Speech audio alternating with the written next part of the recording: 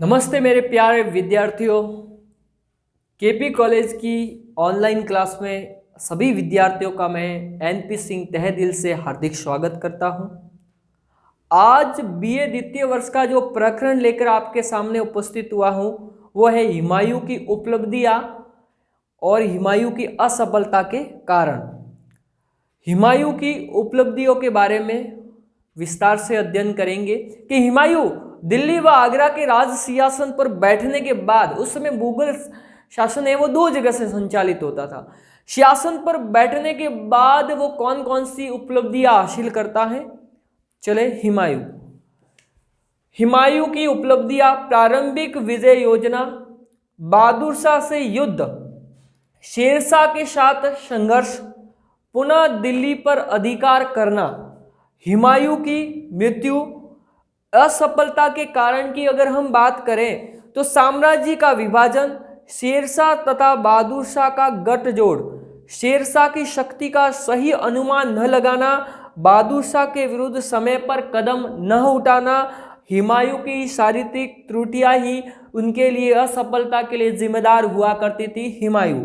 हुमायूं दिल्ली के राज सिंहासन पर अपने पिता बाबर की मृत्यु हो जाने के बाद वो दिल्ली के राज सिंहासन पर बैठता है 1530 और 1530 ईस्वी के बाद में वो चलाता है विजय अभियान।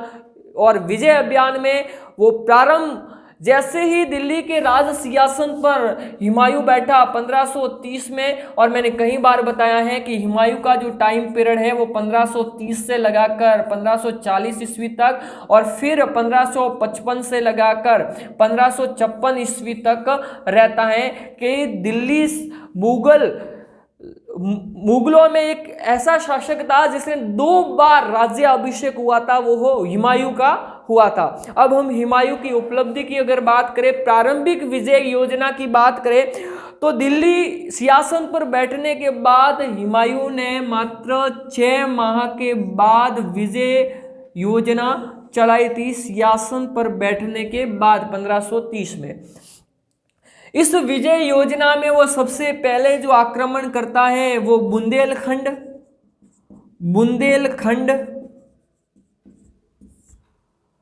कालिंजर और जौनपुर पर अपना अभियान चलाता है।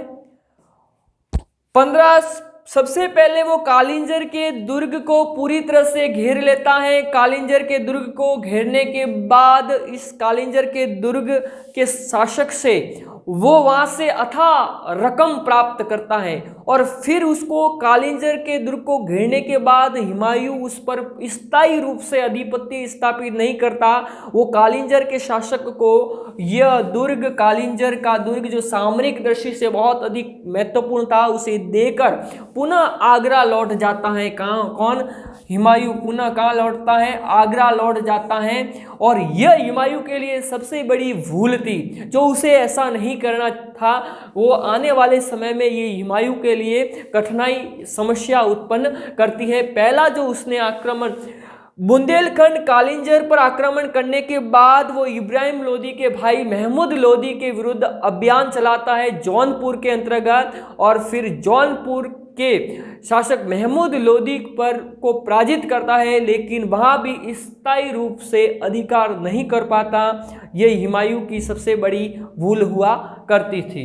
सबसे पहला आक्रमण बुंदेलखंड, कालिंजर और जौनपुर पर किया था। दूसरी अगर बिंदु की बात करें वो बहादुर शाह के साथ युद्ध। हुमायूं का एक प्रतिद्वंदी था जो गुजरात राज्य पर विराजते थे, उनका नाम था बहादुर शाह। क्या नाम था? बहादुर शाह। ये गुजरात में विराजते थे। कहां पर विराजते थे? गुजरात में। हुमायूं का एक प्रतिद्वंदी था, सूबेदार प्रतिद्वंदी था, जिसका नाम था जमाल मिर्जा। क्या है? जमाल मिर्जा था। जमाल मिर्जा एक दिन हुमायूं इस जमाल मिर्जा को बंदी गृह के अंदर बंद करता है और बंदी गृह के अंदर बंद करने के बाद उसको बंदी बनाता है, लेकिन एक दिन ये जमाल मिर्जा हुमायूं के बंदीगृह से छूटने के बाद फरार हो जाता है और जाता है बहादुर शाह की शरण में, जो गुजरात के शासक थे, और बहादुर शाह इसी जमाल खां को देता है शरण। हुमायूं ने कई बार बहादुर शाह से के पास संदेश भिजवाया कि हमारा जो प्रतिद्वंदी हैं जमाल मिर्जा जो आपके शरण में आया है वो हमें लौटा दो, लेकिन बहादुर शाह उसे लौटाने के लिए तैयार नहीं है, क्योंकि बहादुर शाह इसी फिराक में था, हुमायूं से लोहा लेना चाहते थे, इसलिए वो उनको नहीं लौटा रहे हैं। तो फिर हुमायूं इस अपने विद्रोहियों को प्राप्त करने के लिए वो गुजरात पर अभियान चलाता है। 1535 में वो गुजरात पर अभियान चलाता है। गुजरात के शासक बहादुर शाह और हुमायूं के मध्य घमासान युद्ध होता है और इस युद्ध में बहादुर शाह पराजित होता है और हुमायूं की होती है विजय, लेकिन स्थायी रूप से वो यहाँ शासन स्थापित नहीं कर पाता है। लेकिन जैसे ही फिर इसके बाद में ये हुमायूं बहादुर शाह का पीछा करते हुए मांडू तक जाता है, बहादुर शाह फिर मांडू चला जाता है, फिर चंपारण, हुमायूं भी उसका पीछा करते हुए पीछे चला जाता है, लेकिन मांडू में आमोद प्रमोद भोग विलास के अंदर डूब जाता है। यह आने वाले समय में हुमायूं के लिए एक दिन कठिनाई उत्पन्न, क्योंकि उसने स्थायी रूप से शासन स्थापित नहीं किया। हुमायूं के जाने के बाद पुनः ये गुजरात का शासक बहादुर शाह बहुत महत्वाकांक्षी शासक था और पुनः वो अधिकार करता है गुजरात और मालवा पर। ये अपनी बहादुर शाह के विरुद्ध युद्ध हुआ था, गुजरात में जमाल मिर्जा को बंदी बनाया था। आगे अगर बिंदु की बात करें शेरशाह के साथ संघर्ष, ये द्वितीय अफगान शासक था जिसका जो टाइम पीरियड है वो 1540 से लगाकर 1555 ईस्वी तक ये उनका शासन रहता है। जो सूरी वंश का शासक था, बचपन का नाम फरीद खां था और इतिहास में उल्लेख मिलता है कि एक ही धड़ में किसी शेर का तलवार से मतलब एक ही धड़ अलग करने के कारण उसको शेर खां की उपाधि से नवाजा गया। आगे अगर उल्लेख मिलता शेर खां की अगर बात करें तो उस समय शेर खां के साथ संघर्ष हुआ। शेर खां द्वितीय अफगान शासक था, बहुत शक्तिशाली शासक था। शेर खां की सफलताओं से हुमायूं बहुत सचेत था। शेरशाह को मतलब अपने अधीन करना चाहता था, इसलिए वो शेरशाह के विरुद्ध चलाता है हुमायूं अभियान और इस अभियान के अंतर्गत वो शेरशाह के विरुद्ध अभियान चलाता है। 1532 में शेरशाह पर आक्रमण करता है, लेकिन किसी बात को लेकर दोनों के मध्य संधि या दोस्ती हो जाती है और हुमायूं शेरशाह को छोड़ देता है। यह उसकी सबसे बड़ी भूल हुआ करती थी। लेकिन शेरशाह और हुमायूं के मध्य एक घमासान युद्ध लड़ा गया जिसका नाम है, इतिहास में प्रसिद्ध है, शौशा का युद्ध, बहुत इंपॉर्टेंट है। शौशा का युद्ध 1539 को लड़ा गया था हुमायूं और इसके बीच में लड़ा गया हुमायूं और अफगान शासक शेरशाह के मध्य लड़ा गया था, जिसमें हुमायूं की हार हुई और शेरशाह की क्या हुई, विजय। शेरशाह की इसमें क्या हुई, विजय शौशा के युद्ध में।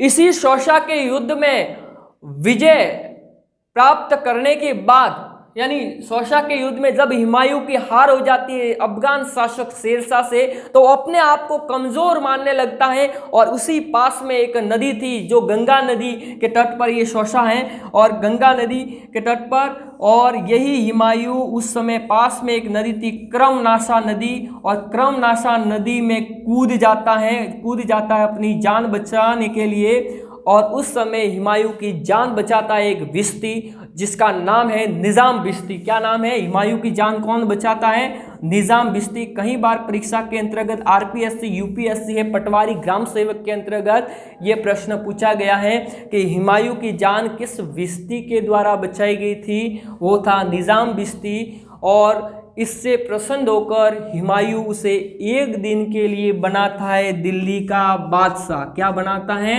एक दिन के लिए निज़ाम बिश्ती को ये हुमायूं बनाता है दिल्ली का बादशाह, और ये निज़ाम बिश्ती चलाता है चमड़े का सिक्का। क्या चलाता है? चमड़े का सिक्का अपने नाम का चलवाता है।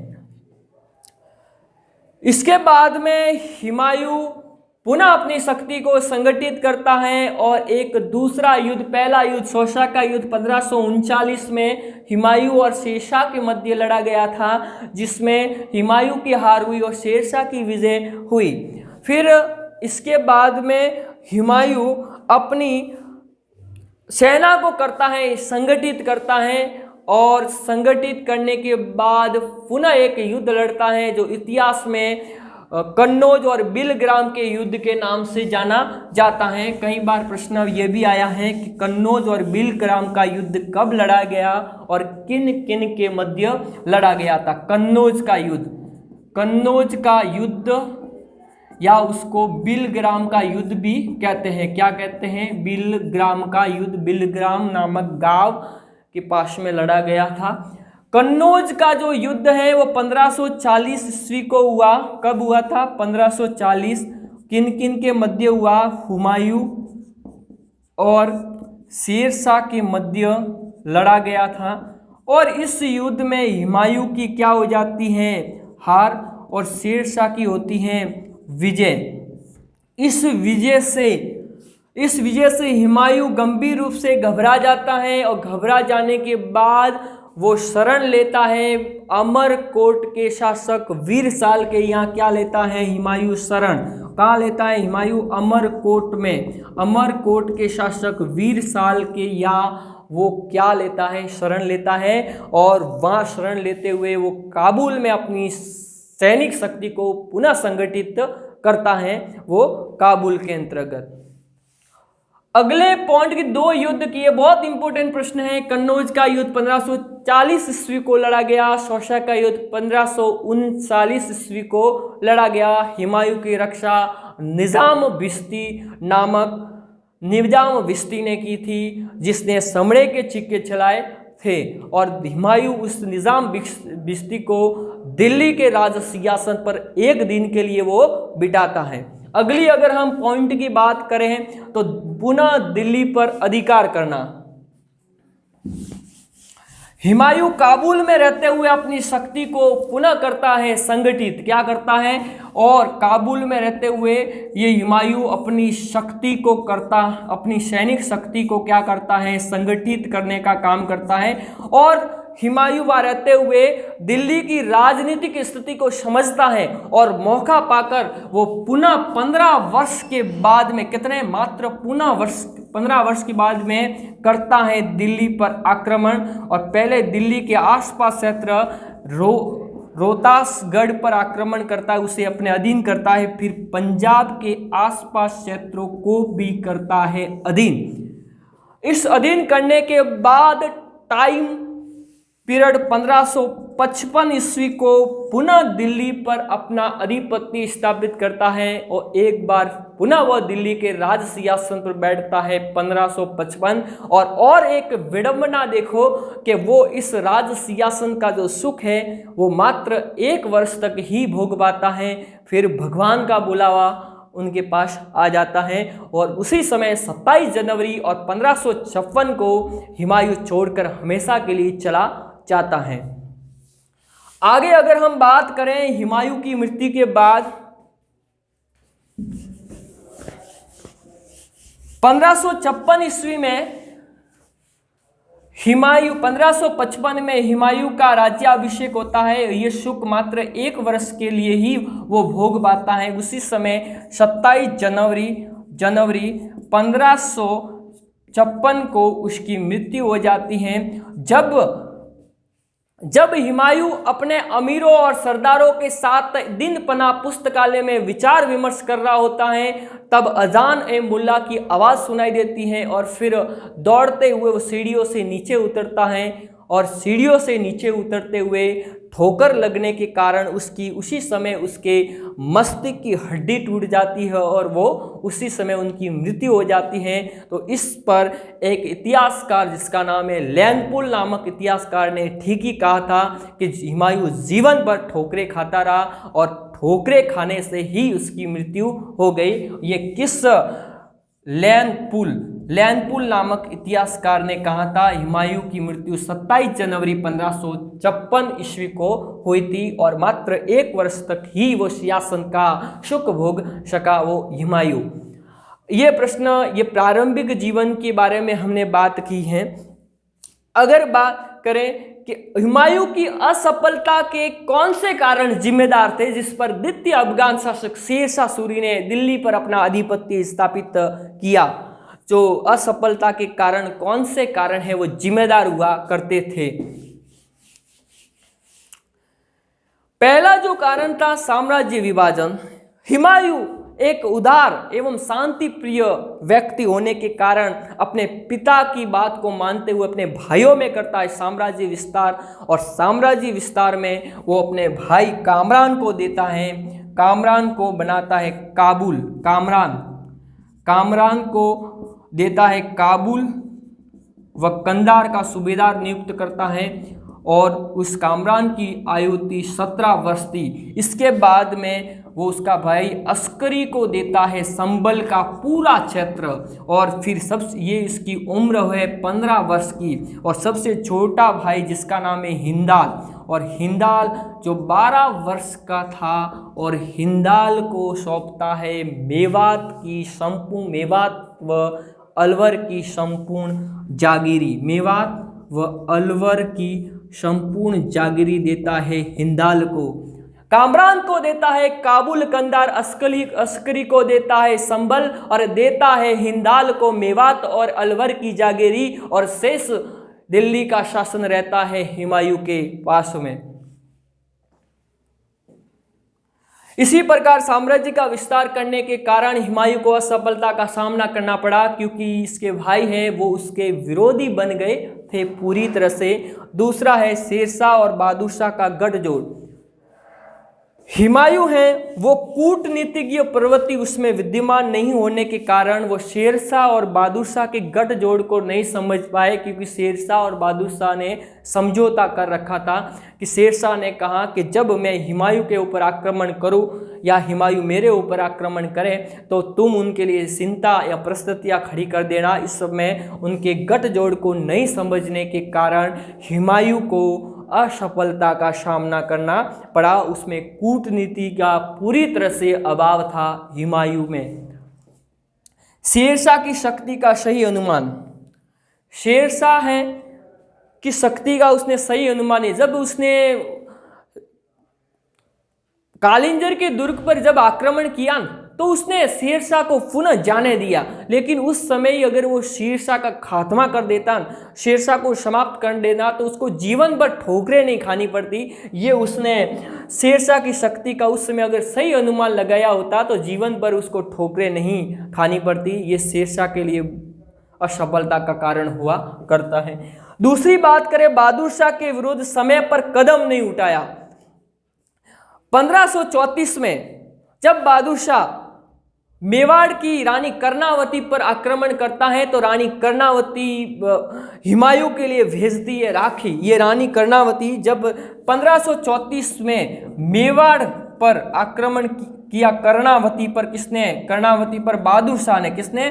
बहादुर शाह ने कर्णावती पर जब आक्रमण किया तो इसी कर्णावती ने हुमायूं को भेजी थी राखी। किसको? किसके पास? कि भाई तू मेरी रक्षा कर, तुम्हारे पिता ने मुझे हिंदू पुत्री से संबोधित किया है बाबर नामा के अनुसार। उस समय ये हुमायूं है वो रानी कर्णावती की सहायता नहीं करता, चित्तौड़ की तरफ नहीं आता। ये उनके लिए सबसे बड़ी भूल थी। अगर वो उस समय चाहता तो उसके ऊपर शेरशाह बहादुर शाह पर प्रतिबंध लगा सकता। दूसरा कारण है कि जब वो बहादुर शाह पर आक्रमण करता, गुजरात मालवा पर आधिपत्य स्थापित किया, लेकिन उनके जाने के बाद वो इतना भोग विलास में डूब जाता था कि बहादुर शाह पुनः मालवा और गुजरात पर अपना शासन स्थापित करते थे। ये उनकी असफलता के कारण थे भोग विलास आमोद प्रमोद में डूब जाना। दूसरा कारण था